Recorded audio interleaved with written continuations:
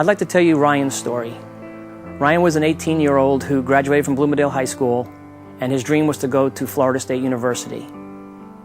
He wanted to become an electrical engineer, and his biggest dream was to fly on one of the space shuttles. He was all about his friends, his family, and helping others.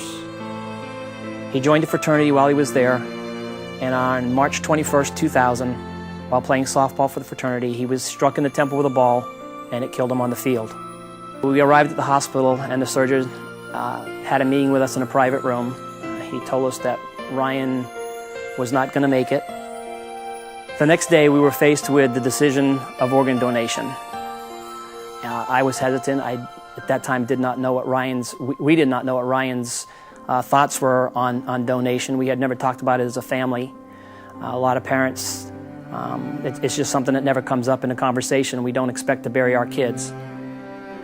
My wife and my daughter were willing to listen, and I did not want to listen. I felt like I was suffocating, and I had to leave the room. I went down the hall, was going to get on the elevator and go outside and get some air. And when the doors opened, it was one of Ryan's friends, and he could tell by the expression on my face that I wasn't doing so well.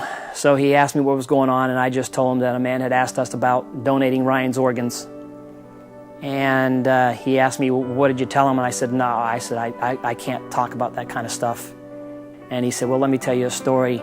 This young man in the fraternity is going to donate his bone marrow so this little boy in Tallahassee could survive. And he said Ryan thought that was the greatest thing. I knew at that point that my decision might have been too hasty, so we went back in and we talked about it with the guy, and we donated 5 organs. So there's 5 people alive today. That would not have been. And I know if Ryan would have been here and been able to make that decision, I know that's the decision he would have made. He was all about helping people, and that's just the ultimate gift that you can give. Ryan's dream was to always be an astronaut, and at his funeral the point was made that he is now up in the heavens flying with the angels. Through the gifts of one organ donor just like Ryan, up to 8 lives can be saved.